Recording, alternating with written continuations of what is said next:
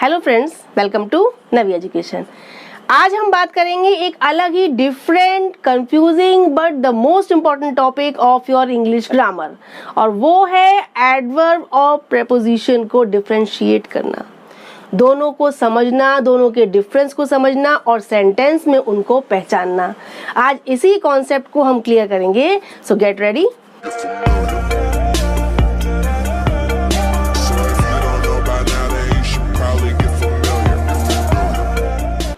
चलिए आज समझते हैं कि प्रेपोजिशन और एडवर्ब को सेंटेंस में कैसे पहचानें। यदि आपका कोई सेंटेंस एग्जाम्स में आता है जिसमें आपको ये डिफरेंशिएट करना है कि वो एडवर्ब है कि प्रेपोजिशन है, तो उस टाइम अगर आपको कंफ्यूजन होता है तो मेरी ये वीडियो ज़रूर देखें। सबसे पहले हम समझते हैं कि प्रेपोजिशन सेंटेंस में क्या वर्क करता है, क्या उसको नीड होती है। एक सेंटेंस में प्रेपोजिशन को ज़रूरत होती है एक ऑब्जेक्ट की। A preposition requires an object. Preposition के बाद एक ऑब्जेक्ट आना ज़रूरी है, उसको एक ऑब्जेक्ट की रिक्वायरमेंट रहती है, और वो ऑब्जेक्ट आपका नाउन भी हो सकता है, प्रोनाउन भी हो सकता है, एडजेक्टिव भी हो सकता है आपका, और आपका क्लॉज भी हो सकता है, कुछ भी हो सकता है ना। तो वो ऑब्जेक्ट आपका प्रेपोजिशन के बाद जो यूज होगा वो उसकी पहचान बनाता है।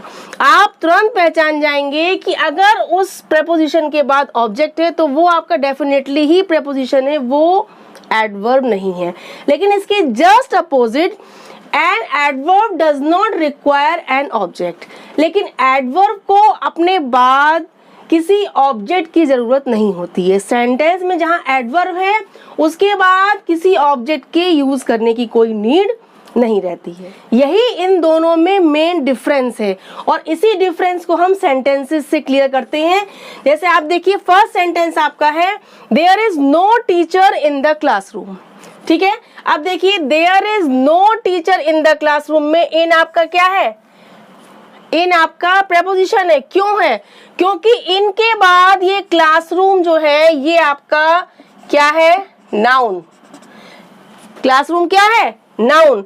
जब इनके बाद ऑब्जेक्ट यूज हुआ है, ये ऑब्जेक्ट है, इनके बाद ऑब्जेक्ट का यूज हुआ है, देन हम इसको तुरंत आइडेंटिफाई कर लेंगे कि ये तो एडवर्ब हो ही नहीं सकता, ये क्या है? आपका प्रेपोजिशन। नेक्स्ट देखिए, the lamp is hung above the table. Lamp को हंग किया गया है, टांगा गया है अबव द टेबल, टेबल के ऊपर। ठीक है, तो हमारा अबव क्या है? हमारा अबव प्रेपोजिशन है। क्यों है?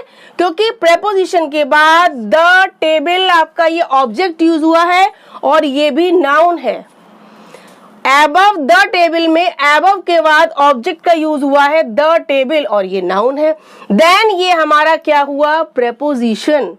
कॉन्सेप्ट आपको क्लियर हुआ कि नहीं हुआ? नेक्स्ट देखिए, at the function the chief guest arrived before the organizers. Function में चीफ गेस्ट जो थे वो पहुंचे, उन्होंने अराइव किया बिफोर द ऑर्गेनाइजर्स। बिफोर आपका क्या है? प्रेपोजिशन, क्योंकि इसके बाद द ऑर्गेनाइजर्स आपका ये नाउन यूज हुआ है, ऑब्जेक्ट है और नाउन है ना। तो जब आपका इस वर्ड के बाद आपका ऑर्गेनाइजर ये ऑब्जेक्ट यूज हुआ है और ये नाउन है, तो ये आपका क्या हुआ? ये प्रेपोजिशन। मेनली आपको ये देखना है कि उस वर्ड के बाद अगर ऑब्जेक्ट है तो वो आपका एडवर्ब नहीं हो सकता। क्लियरली आपको ये पॉइंट तो समझना ही है। नेक्स्ट देखिए, my father is waiting outside the school gate. My father is waiting, मेरे फादर वेट कर रहे हैं outside the school gate. Outside क्या है? प्रेपोजिशन।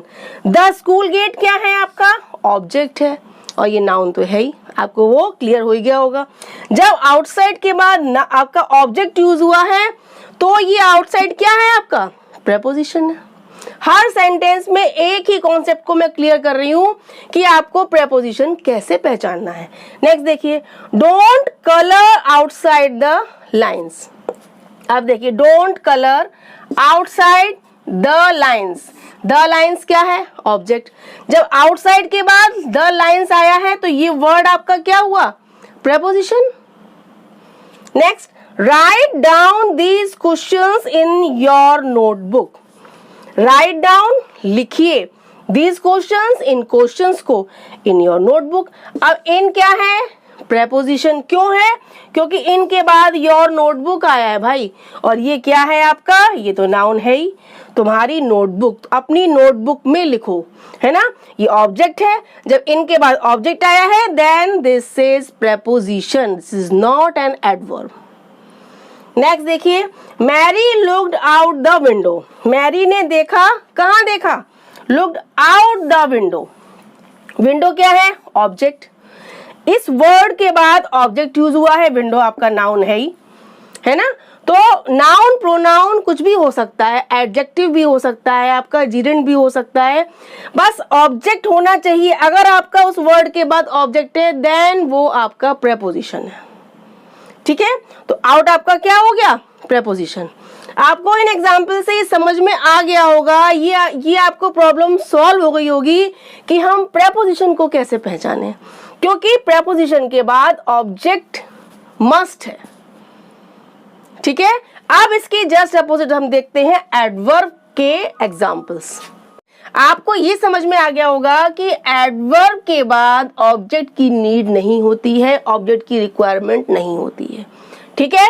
जब सेंटेंस में उस वर्ड के बाद जिसमें आपको कंफ्यूजन है कि वो प्रेपोजिशन है कि वो एडवर्ब है, उसके बाद अगर ऑब्जेक्ट नहीं है तो आप उसको एडवर्ब ही समझेंगे, ठीक है। जैसे फर्स्ट आप देखिए, फर्स्ट एग्जांपल क्या है? The bell rang and the students ran in. अब देखिए, बेल बजी and the students ran in. ये इन वैसे क्या है आपका? प्रेपोजिशन है ना, लेकिन यहां पर इन के बाद कोई भी ऑब्जेक्ट नहीं है, ठीक है। जब कोई ऑब्जेक्ट नहीं है तो ये आपका क्या हुआ? ये हुआ आपका एडवर्ब। इसको आप प्रेपोजिशन नहीं समझ सकते, क्योंकि ये लास्ट में ऐसे यूज हुआ है कि इसके बाद कोई ऑब्जेक्ट नहीं है। जब ऑब्जेक्ट नहीं है तो ये आपका एडवर्ब तो है ही।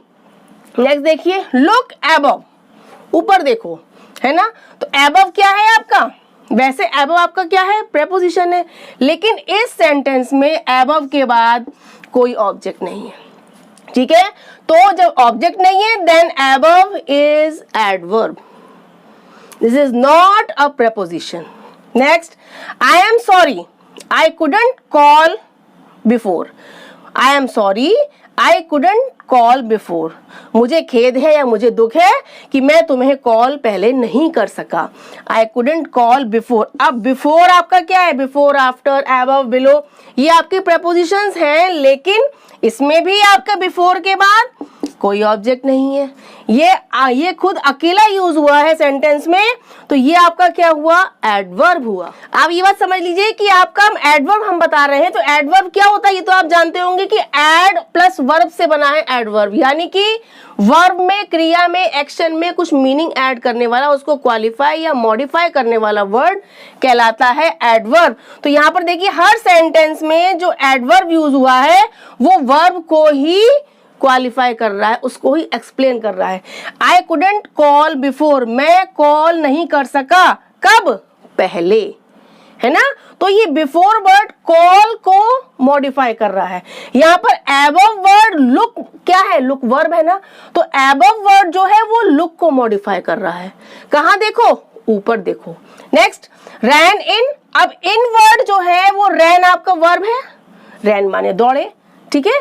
तो इन वर्ड जो है वो रैन को मॉडिफाई कर रहा है, यानी कि इन तीनों सेंटेंसेस में आपने देखा कि एडवर्ब वर्ब को मॉडिफाई कर रहा है और उसके बाद कोई ऑब्जेक्ट नहीं है, तो ये तो आपका ऑब्वियसली एडवर्ब है ही। बिल्कुल क्लियर यहाँ पर कॉन्सेप्ट है। नेक्स्ट देखिए, they grabbed the thief and threw him outside. उन्होंने थीफ को पकड़ा एंड थ्रू हिम आउटसाइड, उसको कहाँ फेंक दिया? आउटसाइड। आउटसाइड क्या है वैसे आपका? प्रेपोजिशन इसमें था, लेकिन इसमें आउटसाइड के बाद कोई ऑब्जेक्ट नहीं है, है ना। और ये आउटसाइड वर्ड थ्रू वर्ब को क्या कर रहा है? क्वालिफाई कर रहा है कि उसने कहाँ फेंका? आउटसाइड। थ्रू कहाँ थ्रू किया? आउटसाइड, बाहर की साइड, है ना। तो ये आपका क्या हो गया? Adverb. You have a need to go outside, तुम्हें जरूरत है बाहर जाने की। अब यहाँ भी आउटसाइड आपका क्या है? इसके बाद कोई ऑब्जेक्ट नहीं है, और ये गो वर्ब को, गो आपका वर्ब है, एक्शन है, गो वर्ब को क्वालिफाई कर रहा है, और इसके बाद कोई ऑब्जेक्ट नहीं है, बस आप समझ लीजिए ये आपका एडवर्ब है, प्रेपोजिशन नहीं है। Next sentence, please sit down and listen. ठीक है, प्लीज सिट डाउन, कृपया बैठिए, डाउन नीचे, आपका अप डाउन ये क्या होते हैं, डाउन आपका क्या है वैसे, डाउन आपका वैसे प्रेपोजिशन है, लेकिन यहाँ पर सिट डाउन, डाउन के बाद कोई नाउन प्रोनाउन यहाँ पर नहीं है। एंड लिसन तो ये आपका वर्ब है, ये नाउन प्रोनाउन नहीं है, ये ऑब्जेक्ट नहीं है। जो डाउन के बाद जो एंड लिसन यूज हुआ है ये आपका ऑब्जेक्ट नहीं है, ये वर्ब ही है। और सुनो, है ना, तो सिट वर्ब है, लिसन वर्ब है, और आपका ये सिट डाउन में डाउन आपका अकेला यूज हुआ है, इसके बाद कोई उन्होंने बीच में ऑब्जेक्ट नहीं दिया है, then this is adverb. Next देखते हैं, we are going out today, हम जा रहे हैं आउट, बाहर, और टुडे आपका ऑब्जेक्ट नहीं है, इसकी आप कंफ्यूजन मत करिएगा कि आउट के बाद टुडे है या डाउन के बाद एंड लिसन है तो ये ऑब्जेक्ट है। ऑब्जेक्ट क्या होता है आपका, object noun pronoun adjective gerund clause, लेकिन यहाँ पर आपका वर्ब है। यहाँ देखिए आप, एंड लिसन में ये आपका वर्ब है, इसमें आपका टुडे क्या है, टाइम को शो कर रहा है ना। तो we are going out today में ये आपका ऑब्जेक्ट नहीं है, ठीक है, इसमें ये भी ऑब्जेक्ट नहीं है, यानी इन वर्ड्स के बाद ऑब्जेक्ट यूज नहीं हुआ है, तो आपका ये आउट और डाउन ये दोनों क्या हुए, एडवर्ब हुए। बस इन दोनों में आपको डिफरेंस यही देखना है कि यदि सेंटेंस में जो वर्ड दिया है जिसमें आपको कंफ्यूजन है कि वो प्रेपोजिशन है कि वो आपका एडवर्ब है, तो उसके बाद बस आप ये देख लीजिए कि उसके बाद अगर ऑब्जेक्ट यूज हुआ है then that word is preposition, और यदि ऑब्जेक्ट यूज नहीं हुआ है देन एडवर्ब। केवल एक इस कॉन्सेप्ट को आप याद रखेंगे तो आपको सेंटेंस में आइडेंटिफाई करने में प्रॉब्लम बिल्कुल नहीं होगी, बहुत इजीली आप सेंटेंसेस को सॉल्व कर लेंगे।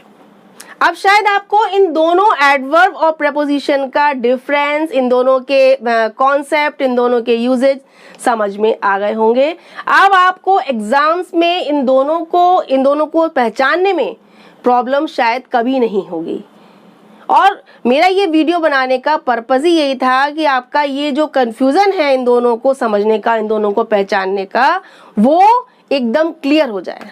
So please watch this video from beginning to end and solve your all doubts very easily. Bye bye, take care.